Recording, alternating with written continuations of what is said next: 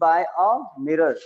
और linear magnification के लिए आपने क्या लिख लिया था, डेफिनेशन याद है कुछ, m equal to h dash upon h। तो क्या होता है linear magnification, the ratio of height of image to the height of object.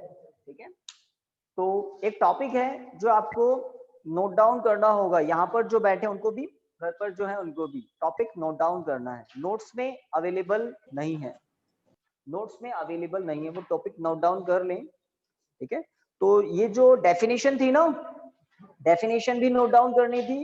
Linear magnification produced by a spherical mirror, linear magnification.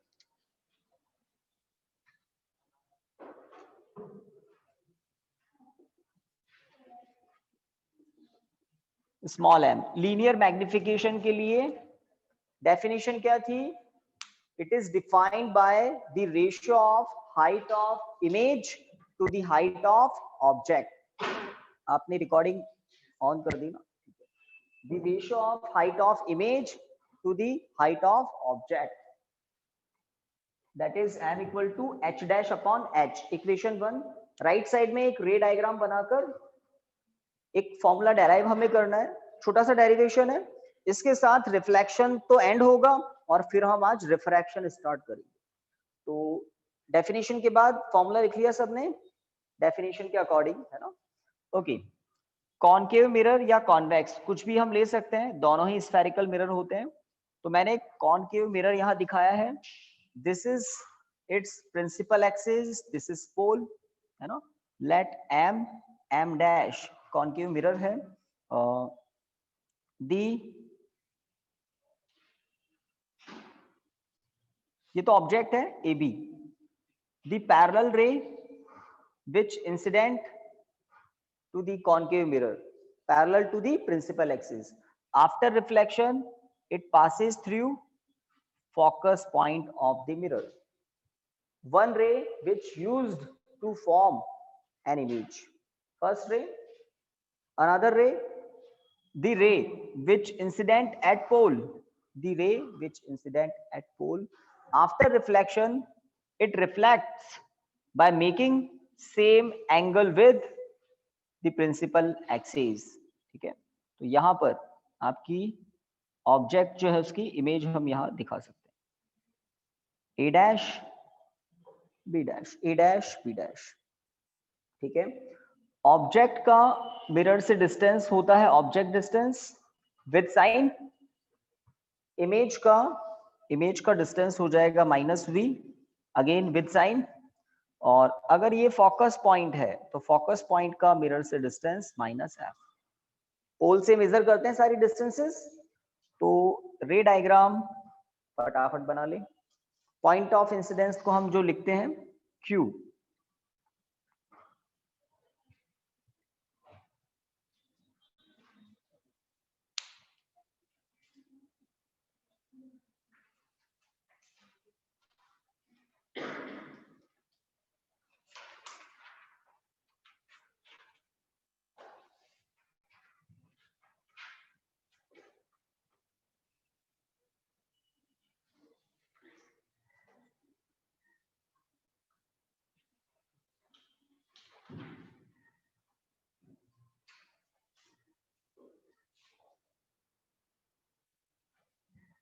Complete होते ही बता देना और फटाफट कर लें इसे।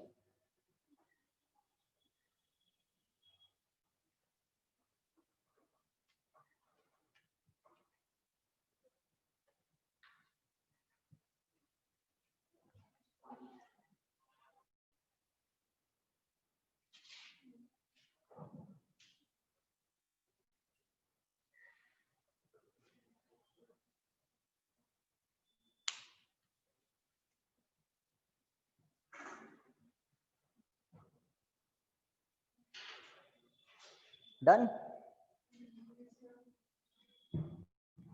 स्केल वगैरह हो तो बहुत ही अच्छा डायग्राम बन जाता है। क्या आज भी कुछ शादियां वगैरह है क्या?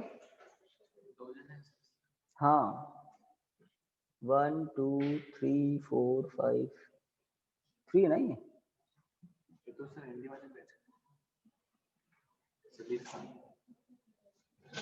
नहीं इसको कर दिया क्या?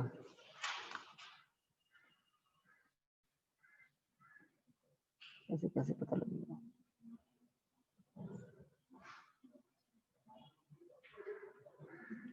साबिर खान, ये साबिर कौन है? साबिर खान थोड़ा सा बता दें।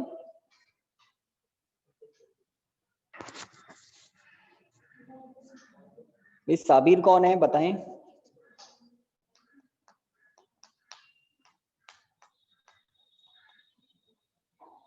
चलिए कीजिए, आप ही ना होस्ट, तो अभी इनको रिमूव करते हैं।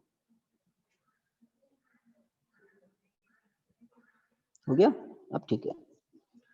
हाँ भाई, तो डायग्राम सबका हो गया होगा, लिखिए। फ्रॉम फिगर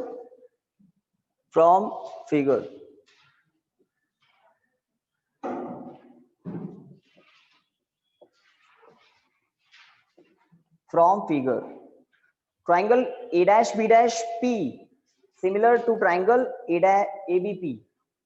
याद आया, पहले भी किया था ऐसा। तो रे डायग्राम को देखें।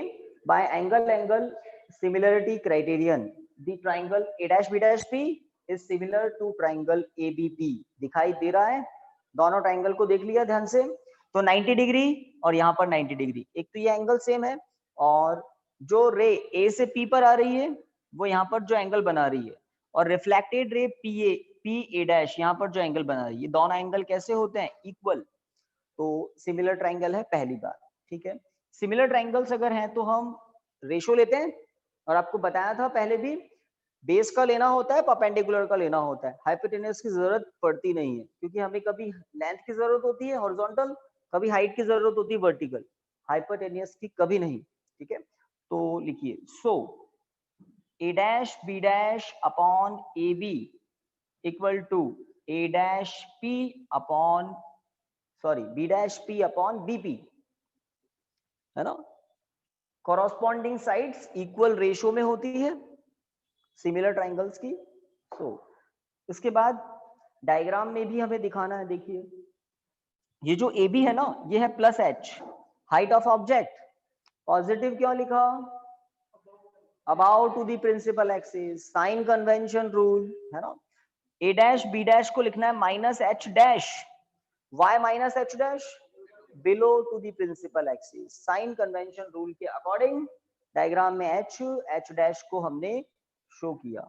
यहाँ पर ए डैश बी डैश के प्लेस पर मैं लिख रहा हूं माइनस एच डैश, ए बी के प्लेस पर लिख रहा हूं H plus H, B dash P के प्लेस पर माइनस वी, बीपी के प्लेस पर माइनस यू, सब कुछ विद साइन, ठीक है। तो इसका मतलब आप कह सकते हैं H dash upon H equal to क्या होगा? Minus V by U. 3 time negative sign है ना, तो एक तो रहेगा, बिल्कुल ठीक है। और इक्वेशन 1 इक्वेशन 2 को आप देखें तो हमें m का रिजल्ट मिलता है in terms of v and u from equation 1 and 2, from equation 1 and 2, m equal to minus v by u, m equal to minus v by u। देख लो आप, h dash upon h m है from equation 1 and 2। तो अगर mirror की बात करें और आपको किसी न्यूमेरिकल में object distance, image distance given हो, लीनियर मैग्निफिकेशन पूछा जाए, ठीक है, ये होगा माइनस वी बाई यू। और जब भी न्यूमेरिकल हम सॉल्व करते हैं तो again sine convention rule use लेते हैं, प्रैक्टिकली हमें बिल्कुल करेक्ट वैल्यू मिलती है। खत्म। हाँ, अगर कोई m पता करना चाहता है in terms of u and f, in terms of v and f, वो भी कर सकते हैं, वो भी कर सकते हैं। न्यूमेरिकल बहुत यूज आते हैं वो। देखिए, तो this is the expression of linear magnification but in terms of v and u only, ठीक है। इसके नीचे लिखिए in terms of u and f, फटाफट, इन terms of u and f F, U and F.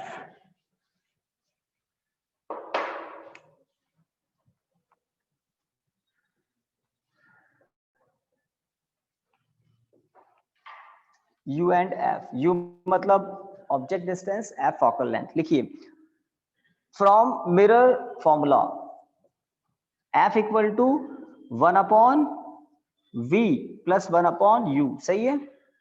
Mirror formula, mirror equation. तो ray diagram में अगर हम देखें तो कौन पॉजिटिव कौन नेगेटिव कैसे हैं, तो देखिए F equal to minus F. सही बात है ना. या एक काम और कर सकते हैं हम, 1 मिनट. अगर इस इक्वेशन को अभी लिखना नहीं, मिरर इक्वेशन लिख दिया, इस इक्वेशन को मैं U से प्रोडक्ट कर दूं. पहले देखो, आपको कुछ नहीं करना. U से प्रोडक्ट करने से क्या होगा, U और ये 1. सही बात है. U से प्रोडक्ट कर दिया, देन ट्रांसफर किया, तो U by V equal to क्या होगा, U अपॉन F माइनस 1. सही बात. ठीक है. और F यहां एलसीएम ले लिया, तो U minus F upon F, U by V. Reciprocal करना पड़ेगा, तो V by U equal to F upon U minus F. और यहां से अगर नेगेटिव कॉमन ले लें तो minus V by U equal to क्या मिलेगा, F upon F minus U. सही है. तो ये जो माइनस V बाय U है उसकी वैल्यू क्या आ रही है अब, F upon F minus U. तो this is also M but in terms of U and F. ठीक है. तो ये तो आपने लिखा था mirror equation 1 upon F equal to 1 upon V plus 1 upon U. देखिए by multiplying both side, on multiplying both side by U. और ये स्टेप्स आगे से आगे आप बढ़ते जाएं, on multiplying both side by U, और फिर आपको ये स्टेप्स कंप्लीट करने. और इसके बाद हम कहेंगे फ्रॉम इक्वेशन, इसको भी कर देते हैं इक्वेशन नंबर 3. फर्स्ट हो गया था, सेकंड हो गया था, थर्ड इक्वेशन.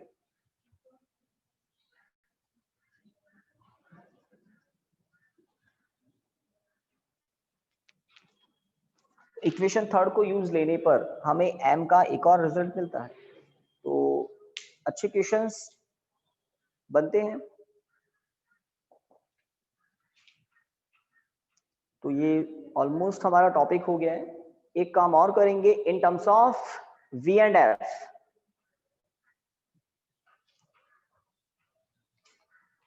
हो जाएगा, फॉर्मूला याद हो जाएगा. मान लो किसी न्यूमेरिकल में मिरर की फोकल लेंथ दें और ऑब्जेक्ट डिस्टेंस दें और आपसे M पूछ लें, तो आप इसको लेकर फटाफट कर सकते हैं, इस फॉर्मूले को यूज लेकर फटाफट कर सकते हैं. Now in terms of V and F, सब heading in terms of V and F. ये कंप्लीट हो जाए तो लिखिए in terms of V and F. तो क्या करेंगे इस बार हम,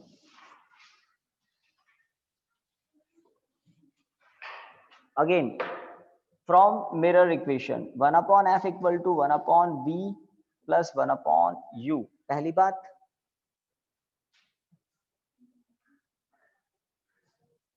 बिकॉज हमें क्या करना है in terms of V and F, तो इस इक्वेशन को प्रोडक्ट तो करना है, but this time by V, है ना. On multiplying both side by V, V by F 1 plus V by U.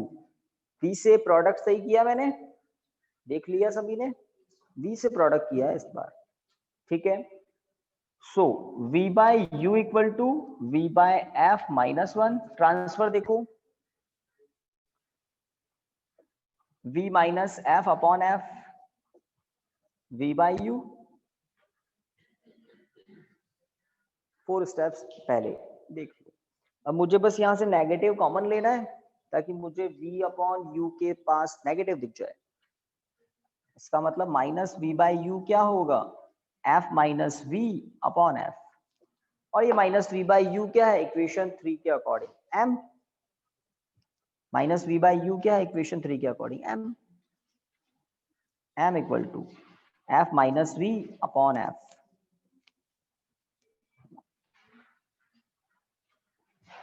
From equation 3 minus V by U M. तो linear magnification के 3 रिजल्ट्स आपको दिख रहे हैं in terms of U and F, U and V, in terms of u and f, in terms of v and f।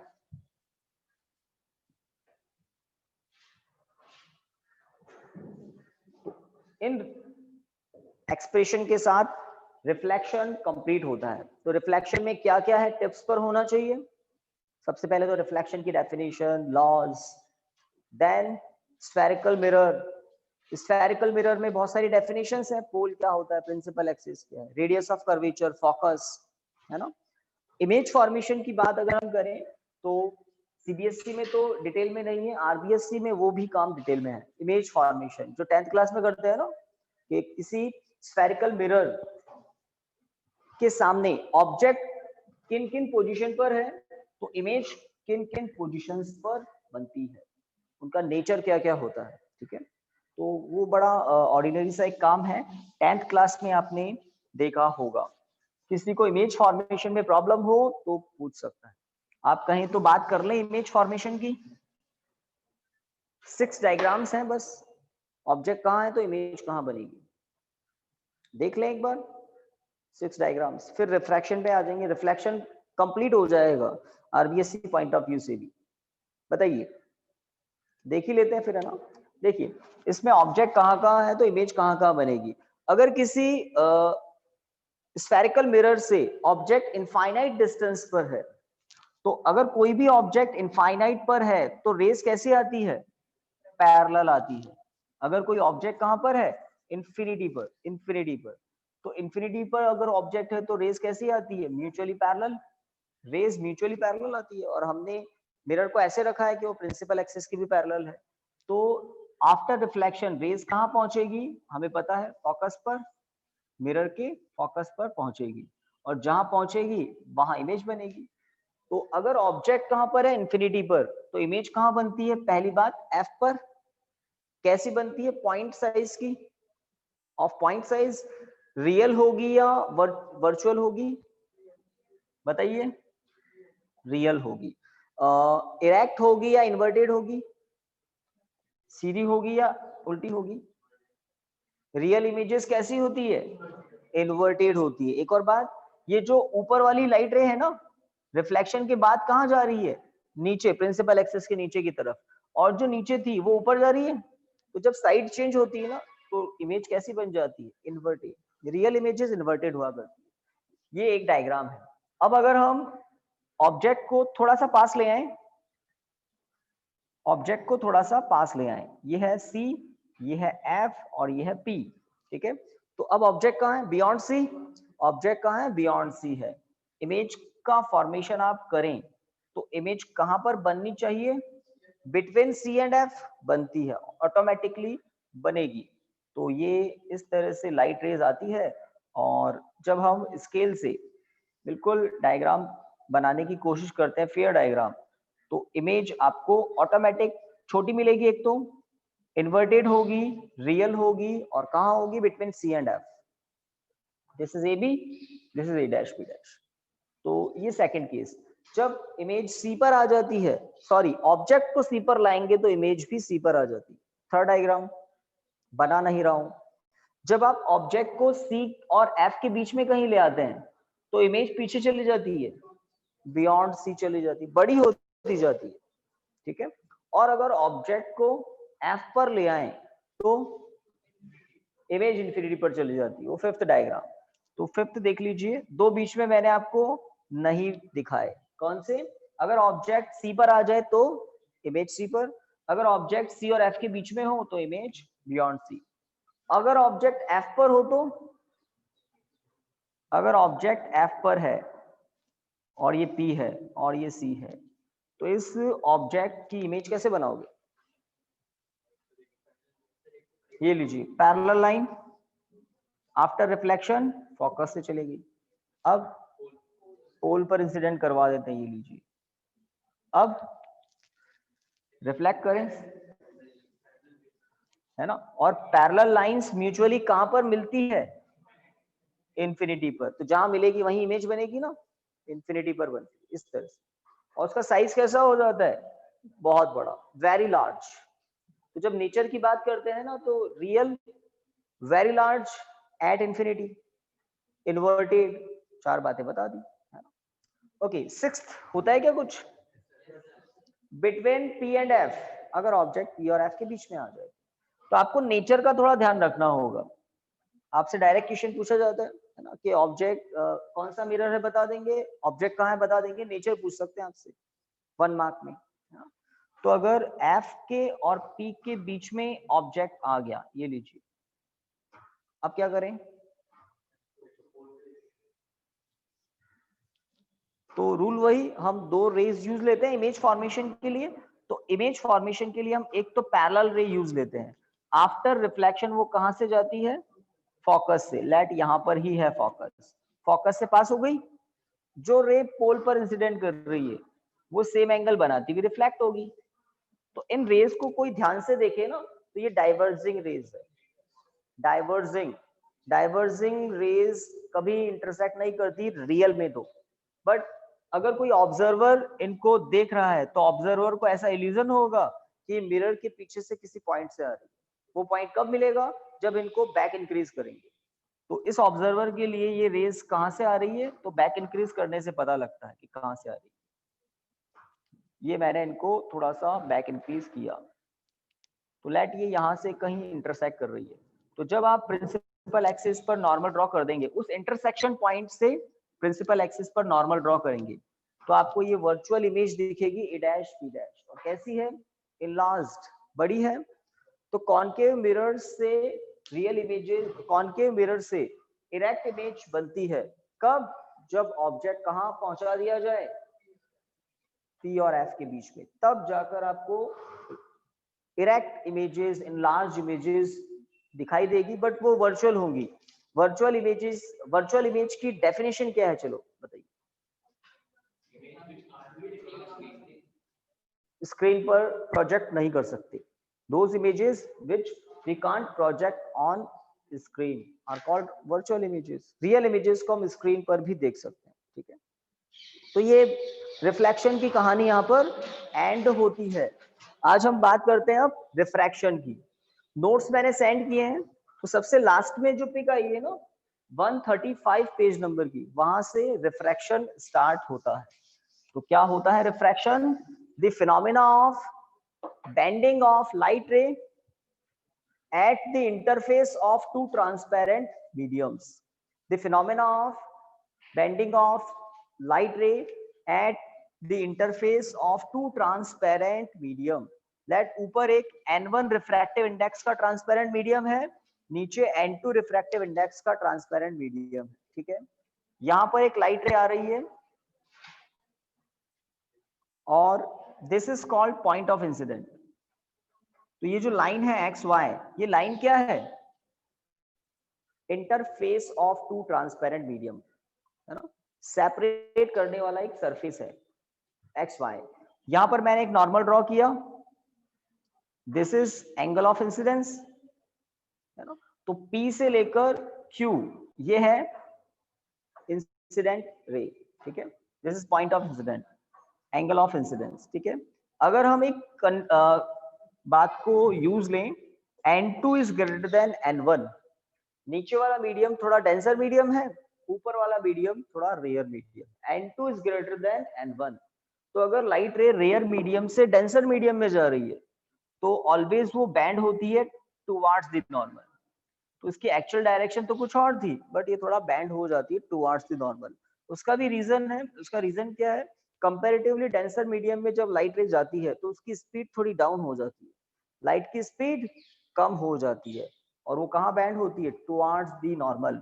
और इस angle को हम कहते हैं angle of refraction, angle of refraction, ठीक है। तो ये तो एक सिंपल सी बात है, फिनोमेना है, the phenomena of bending of light रे at the interface of two transparent mediums, है ना।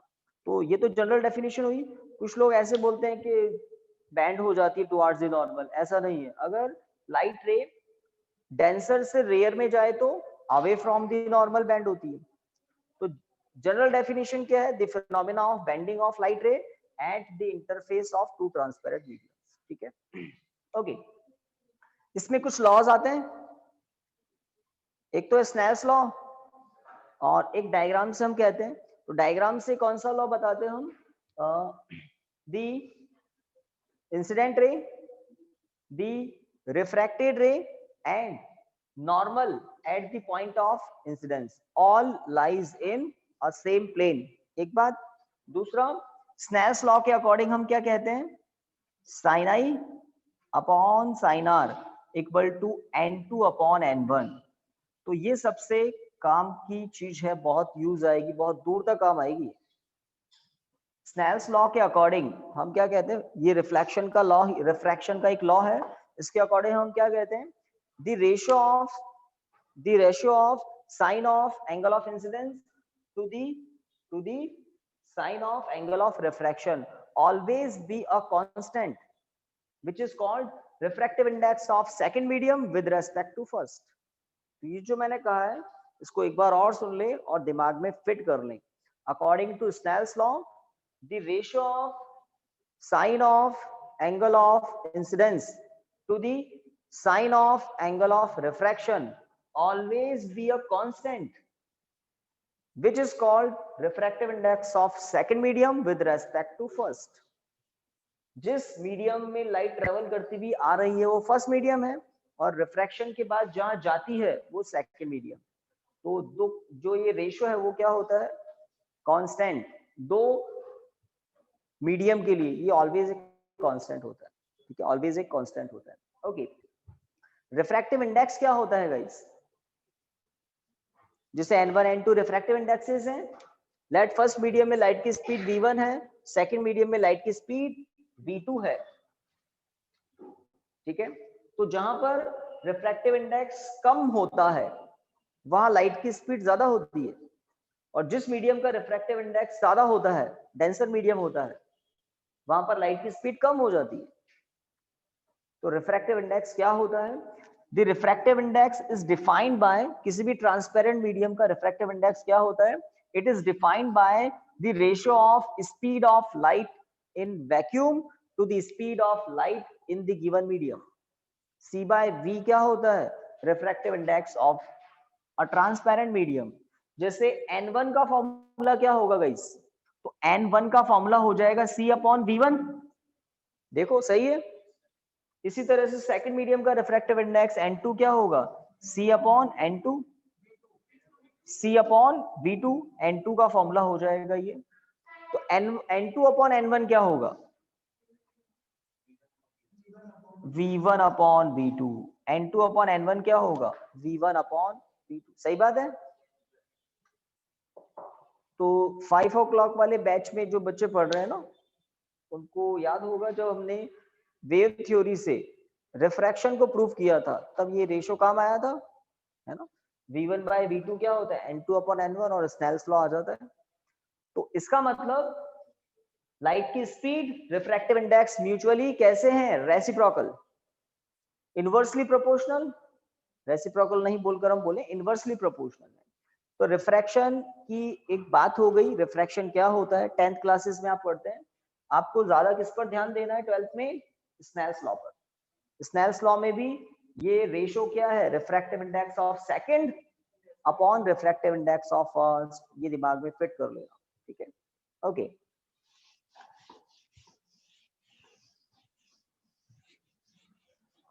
एक क्वेश्चन आपको नोट्स में भी मिलेगा।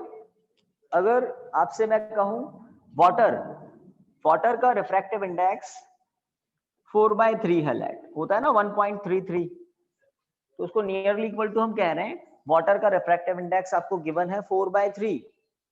वैक्यूम में लाइट की स्पीड आपको बता दी, आपको पता भी है और क्वेश्चन में भी बताया हुआ है 3 × 10⁸ मीटर पर सेकेंड। आपसे पूछा जाए बताइए वाटर में, बिल्कुल प्योर वाटर है जिसका रिफ्रैक्टिव इंडेक्स आपको बताया है, उस वाटर में लाइट की स्पीड कितनी होगी बताओ।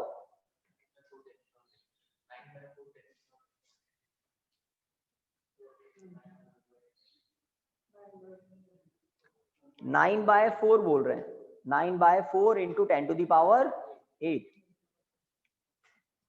हाँ भाई देख लो,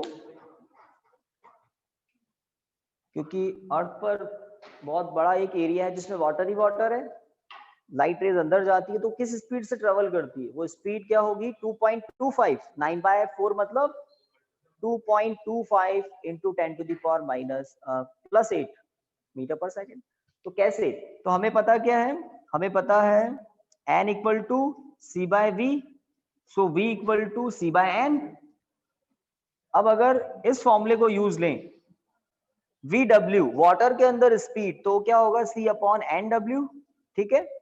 अब वैल्यू पुट कर देते हैं तो आपका जो कंप्लीट काम होता है वो इस तरह से 3 इंटू 10⁸8 अपॉन 4/3, तो 9/4 इंटू 10⁸8, 2.25 इंटू 10⁸8 मीटर पर सेकेंड। तो मैं आपको एक एडवाइस दूंगा, ये आंसर आप याद ही रख लें। वाटर में लाइट की स्पीड, वाटर में लाइट की स्पीड कितनी है, कम हो गई ना, कम हो गई। ग्लास का अगर रिफ्रैक्टिव, ऑर्डिनरी ग्लास का रिफ्रैक्टिव इंडेक्स अगर आपको बता दें 1.5 है, अब बता सकते हैं ना, फटाफट बता सकते हैं कि किसी ऑर्डिनरी ग्लास का रिफ्रैक्टिव इंडेक्स है 1.5, उस ग्लास के अंदर लाइट की स्पीड कितनी होगी, सोच पा रहे हैं। जैसे ये फॉर्मूला है वैसे इसके लिए बन जाएगा, क्या होगा C/Ng। तो जो आप बोल रहे थे वो आना भी चाहिए, तो 2 इंटू 10⁸8 मीटर पर सेकेंड। तो आप देख रहे हैं डेंसर मीडियम में लाइट की स्पीड और कम हो जाती है। डायमंड के लिए कहते हैं डायमंड का रिफ्रैक्टिव इंडेक्स सबसे ज्यादा है, इस प्लेनेट पर सबसे डेंसर मटेरियल डायमंड है। 2.4 इंटू 2.4 रिफ्रैक्टिव इंडेक्स है डायमंड का। तो डायमंड के अंदर लाइट की स्पीड कितनी होगी, रेशो कर लेंगे कुल मिलाकर। तो डायमंड का रिफ्रैक्टिव इंडेक्स है 2.4, सबसे ज्यादा 2.41 समथिंग होता है, 2.4 है ना, तो स्पीड बहुत कम हो जाती है, ठीक है। ओके, तो ये बात तो हो गई। अब कुछ फिनोमेनास आते हैं नेचर में, लाइट का जो रिफ्रैक्शन है उससे रिलेटेड काफी फिनोमेनास हैं। उसमें एक फिनोमेना है सनसेट एंड सनराइज से रिलेटेड, सनसेट सनराइज। एक है ट्विंकलिंग ऑफ स्टार्स। तो कौन सा पहले है, मिराजेस वाला तो टोटल इंटरनल रिफ्लेक्शन जब पढ़ लेंगे। तो फटाफट देखिए पेज नंबर 137 पर है या 136 पर है, लैटरल शिफ्ट है ना, refraction through a glass slab, ये कर लेते हैं ना, refraction through a glass slab, और उसमें लैटरल शिफ्ट क्या होता है वो हम बात कर लेते हैं। तो ग्लास स्लैब बिल्कुल जिस तरह से एक क्यूबॉइड होता है, तो क्यूबॉइड शेप का एक ग्लास स्लैब होता है। तो आपको यहाँ पर मैं ABCD एक रेक्टेंगल दिखा रहा हूँ, इस रेक्टेंगल की कुछ थिकनेस भी होती है ना, और ये पूरा किसके बना हुआ होता है, ग्लास का, जिसका रिफ्रैक्टिव इंडेक्स 1.5 के अबाउट होता है। जब कोई लाइट रे इस पर किसी एंगल से इंसिडेंट करते हैं, ऑब्लिकली किसी एंगल से इंसिडेंट करते हैं, और जिस पॉइंट पर लाइट रे सबसे पहले इंसिडेंट करती है तो वो है AB फेस, और ये पॉइंट है let Q point, P point से लाइट रे आ रही थी। तो यहाँ पर फर्स्ट टाइम ये होता है एंगल ऑफ इंसिडेंस। अब बिकॉज लाइट रे बाहर से आ रही है, बाहर मतलब एयर से, और अंदर जा रही है, अंदर क्या है ना, डेंसर मीडियम, ग्लास मीडियम है, तो लाइट रे सीधी नहीं जाकर थोड़ा बैंड हो जाएगी, और किस तरफ बैंड होगी, towards the normal, because denser में आ रही है, थोड़ा बैंड हो गई। Q से लेकर R तक लाइट रे ग्लास मीडियम में ट्रेवल करती है, Q से लेकर R तक ग्लास मीडियम में।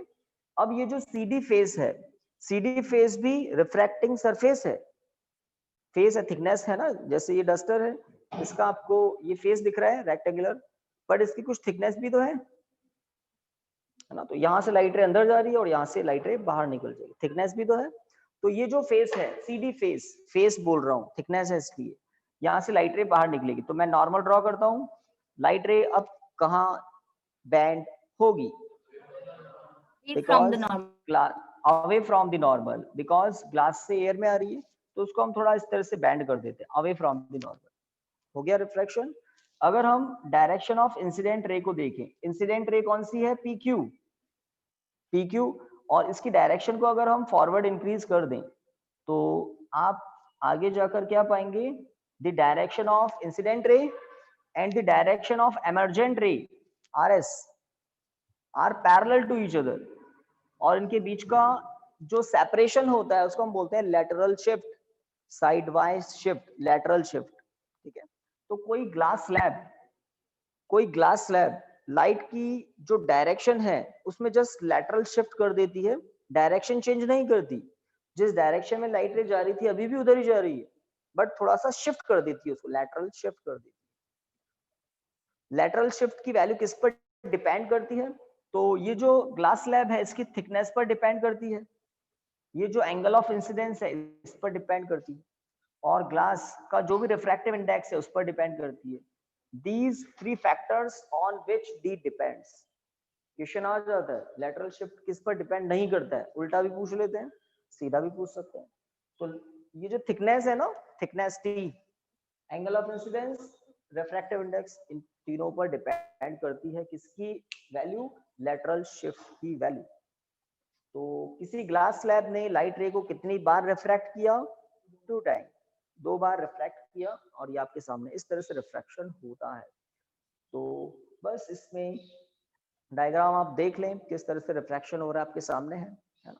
और ये जो लैटरल शिफ्ट है किन पर डिपेंड करता है ये आपको बता दिया। एक और बात, यहाँ पर एक एंगल होता है, एंगल ऑफ एमर्जेंट, E।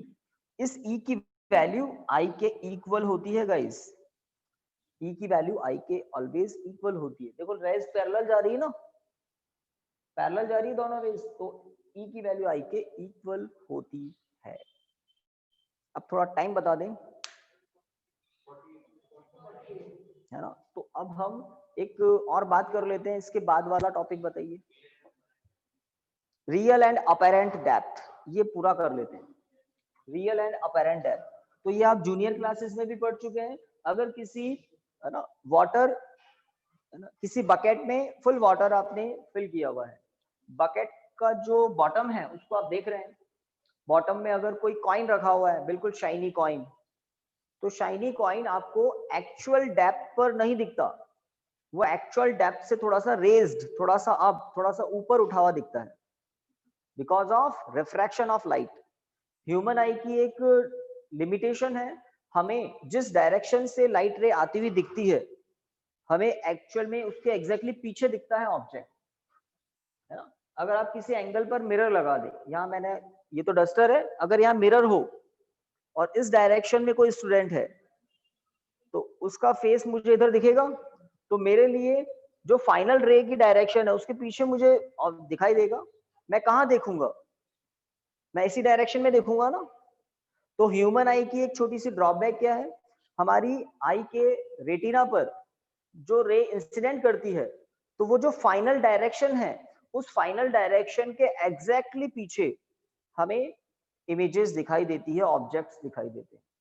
तो कोई भी ऑब्जेक्ट हमें कब दिखाई देता है, जब रे आई पर आती है, और अगर किसी ऑब्जेक्ट से, रियल ऑब्जेक्ट से रेज इंसिडेंट कर रही है किसी प्लेन रिफ्लेक्टिंग सरफेस पर, लाइक मिरर पर, और वहां से रेगुलर रिफ्लेक्शन हो रहा है, तो रेगुलर रिफ्लेक्शन से लाइट बैंड करके अगर हमारी आई पर आ रही है, तो हम जो फाइनल डायरेक्शन हमारी आई पर आती है उसके एग्जैक्टली पीछे हमें दिखाई देता है। ओके, तो अब वो जो टॉपिक आप कह रहे थे ना, real and apparent depth, real and apparent depth, उससे रिलेटेड एक डायग्राम आप देखें, और वो अपैरेंट डेप्थ किस पर और कैसे डिपेंड करती है उसका एक फॉर्मूला होगा, वो भी आप देखें। तो मैं एक वेसल बना रहा हूँ, एक टैंक समझ लें इसको, वाटर स्टोरेज है जिसमें वाटर किसी हाइट तक फिल किया हुआ है, this is the surface, water surface. Okay, air rare medium होता है, वाटर डेंसर मीडियम होता है, सबको पता है। और यहाँ पर बॉटम में मैं एक पॉइंट मार्क कर रहा हूँ, ओ पॉइंट, यहाँ पर कोई ऑब्जेक्ट है लाइट, ठीक है, बॉटम में, और आप कहाँ पर हैं, बाहर, बाहर से आप इस ऑब्जेक्ट को ऑब्जर्व कर रहे हैं, बिल्कुल बॉटम में है, लाइक कॉइन, शाइनी सा कॉइन है कोई, ओके। तो जो रे बिल्कुल परपेंडिकुलरली इंसिडेंट करती है किस पर, ट्रांसपेरेंट जो सॉरी वाटर के सरफेस पर, ऊपर एयर मीडियम है और नीचे वाटर मीडियम है। वाटर डेंसर मीडियम होता है, एयर रेयर मीडियम है। एयर का रिफ्रैक्टिव इंडेक्स है Na, वाटर का रिफ्रैक्टिव इंडेक्स है Nw, Nw ज्यादा होता है Na से, ठीक है। ओके, वाटर एयर का रिफ्रैक्टिव इंडेक्स कितना होता है, तो ध्यान दें, है ना, एयर का रिफ्रैक्टिव इंडेक्स कैलकुलेशन में ऑलवेज क्या लिया जाता है, 1, ठीक है। तो जो लाइट रे यहाँ पर इंसिडेंट कर रही है वो कैसे जाएगी बाहर, विदाउट एनी डेविएशन सीधी निकल जाएगी, क्योंकि आई की वैल्यू कितनी है, 0, एंगल ऑफ इंसिडेंस 0 है ना, क्योंकि नॉर्मल आप ड्रॉ करोगे तो नॉर्मल भी यहीं पे होगा और डायरेक्शन भी इधर ही है, ठीक है। तो आई कहाँ से मेजर करते हैं, फ्रॉम नॉर्मल, तो नॉर्मल भी इसको कॉन्साइड कर रहा है, तो आई की वैल्यू 0 है, आर भी 0 है। बट जो रे किसी एंगल पर इंसिडेंट करेगी उसका रिफ्रैक्शन होगा गाइस, ठीक है। तो जो रे किसी एंगल पर इंसिडेंट करेगी उसका तो रिफ्रैक्शन होगा, तो यहाँ मैं नॉर्मल ड्रॉ कर देता हूँ, दिस इज आई, और लाइट रे थोड़ा बैंड हो जाएगी, लाइट थोड़ा सा बैंड होकर ऑब्जर्वर की आई की तरफ जा रही है, ओके। तो ऑब्जर्वर को ये रे कहाँ से आती हुई दिखेगी, तो लिमिटेशन बताई थी अभी आपको, पीछे से कहीं से, तो ऑब्जर्वर को ये लाइट रे थोड़ा सा पीछे से आती हुई दिखेगी, और ऑब्जर्वर को उस ऑब्जेक्ट की इमेज यहाँ दिखेगी, मतलब इस ऑब्जर्वर को ओ नहीं दिखेगा, ओ की इमेज दिखेगी। तो लाइट रे यहाँ से आ रही थी, बट ऑब्जर्वर के लिए जो फाइनल डायरेक्शन है ना उसके पीछे दिखता है उसको, लिमिटेशन है, जो फाइनल डायरेक्शन रेटिना पर उसके एग्जैक्टली पीछे दिखाई देगा, और यहाँ से। तो ये तो हमने सिंगल रे दिखाई है, किसी ऑब्जेक्ट के हर पॉइंट से रेज आती है, और हर रे यहाँ पर बैंड होकर आई पर आएगी, तो पूरा का पूरा जो ऑब्जेक्ट है वो ऊपर उठा हुआ दिखेगा, तो यहाँ पर उठा हुआ दिखता है। एक बात, तो रियल डेप्थ कितनी है, लेट एच है रियल डेप्थ, वर्चुअल डेप्थ या अपेरेंट डेप्थ कितनी है, लेट वो एच डैश है। तो रियल और अपेरेंट डेप्थ दिख रही है आपको, यहाँ पर एंगल कितना है, 90 डिग्री है, ठीक है। ये एंगल कितना होगा, कॉरस्पॉन्डिंग एंगल आई, थोड़ा देख लें सही लिखा है मैंने, अगर ये आई है, सॉरी क्या होगा, ऑल्टरनेटिंग इंटीरियर एंगल्स, ठीक है। ये एंगल कितना होगा, अगर ये आर है तो एंगल ऑफ रिफ्रैक्शन, ये भी क्या होगा, ये है कॉरस्पॉन्डिंग एंगल्स। Diagram complete. अब दो राइट एंगल ट्राइंगल यहां हम बना सकते हैं, ये ओ पॉइंट है, लेट ये ए पॉइंट है, लेट ये बी पॉइंट है, तो ओ ए बी, और एक है आई ए बी, दिख गए दो right angle triangle, O A B I A B, O A B I A B, एक में एंगल आई है, एक में एंगल आर है। तो अगर हम ट्राइंगल ओ ए बी को देखें, in triangle O A B, तो साइन लें, टेन लें, क्या लें, साइन क्या होता है, परपेंडिकुलर अपॉन बेस, ये कौन बोला, हाँ परपेंडिकुलर अपॉन हाइपोटेन्यूज, ठीक है। और टेन क्या होता है, परपेंडिकुलर अपॉन बेस, ठीक है, बिल्कुल ठीक है। अगर एंगल स्मॉल हो ना, तो एक बात मैं आपको बता दूं, इफ आई एंड आर, अगर एंगल बहुत बहुत स्मॉल हो, तो उस केस में ओ ए नियरली इक्वल टू हो जाता है ओबी को। डायग्राम को देखो, अगर एंगल स्मॉल हो, जितना दिख रहा है उससे भी स्मॉल हो, जितना दिख रहा है आई उससे भी स्मॉल हो, उस केस में ओ ए नियरली इक्वल टू ओबी हो जाता है ना, सही बात है। और ये नियरली इक्वल टू किसके हो जाता है, एच के, ओ ए तो एक्चुअल में एच है ना, तो ये बात आगे काम आएगी, और दोनों ट्राइंगल में काम आएगी। अगर आई को वेरी स्मॉल कह रहे हो तो आर भी स्मॉल तो होगा ही। देखिए, तो इस ट्राइंगल में साइन आई क्या होगा, परपेंडिकुलर अपॉन हाइपोटेन्यूज, ठीक है, ठीक है। हाइपोटेन्यूज तो भी है इस ट्राइंगल का 90 डिग्री के सामने, बिल्कुल ठीक है। एक बात, दूसरी बात, किस ट्राइंगल में, in triangle IAB sine R equal to क्या होगा, AB upon IB perpendicular upon hypotenuse. Equation बिल्कुल सही है। इक्वेशन 1 को डिवाइड कर देते हैं 2 से, या एक काम हम पहले भी कर सकते हैं अगर एंगल स्मॉल है, या चलिए बाद में बात करेंगे। इक्वेशन 1 को 2 से डिवाइड करते हैं तो क्या आएगा, sine I upon sine R equal to IB upon OB। AB तो कैंसिल हो जाएगा, तो डिनोमिनेटर का डिनोमिनेटर न्यूमरेटर में ट्रांसफर, IB अपॉन, ठीक है। अब देखिए स्नेल्स लॉ के according sine I upon sine R क्या होता है, N2 upon N1, N2 upon N1। सही लिखा है क्या मैंने, ये सोचने वाली बात है। फर्स्ट मीडियम कौन सा मीडियम है, वाटर। रेज आ कहां से रही है, उस ऑब्जेक्ट से जो अंदर है, तो फर्स्ट मीडियम कौन सा मीडियम है, वाटर। सेकंड मीडियम कौन सा मीडियम है, एयर। तो आपको स्नेल्स लॉ बताया था ना, refractive index of second with respect to first, ठीक है। वहां पर IB को आपको नियरली इक्वल टू क्या लिखना है, H डैश, और OB को नियरली इक्वल टू क्या लिखना है, H। वहां लैंग्वेज लिखी हुई आप नोट्स में देखना, in case angles are small then IB nearly equal to H dash, OB nearly equal to H। तो IB के प्लेस पर आप H डैश और OB के प्लेस पर H लिखें तो एक रिजल्ट आ जाता है आपके पास। उससे आप H डैश पता कर सकते हैं। H डैश क्या होगा, तो H डैश होगा H into NA upon NW। ये वाटर के लिए हमने किया था, अगर आप 1:2 कर दें तो एक जनरल फॉर्मूला आ जाता है। अब ध्यान दें, इस रेशियो पर सब कुछ डिपेंड करेगा। अगर हम यहाँ से वाटर हटा दें, ये जो वाटर दिख रहा है ना, उस वाटर को रिप्लेस कर दें, हटा दें, और वहां क्या हो, अब एयर ही एयर है, वाटर हट गया, तो NW के प्लेस पर Na आएगा,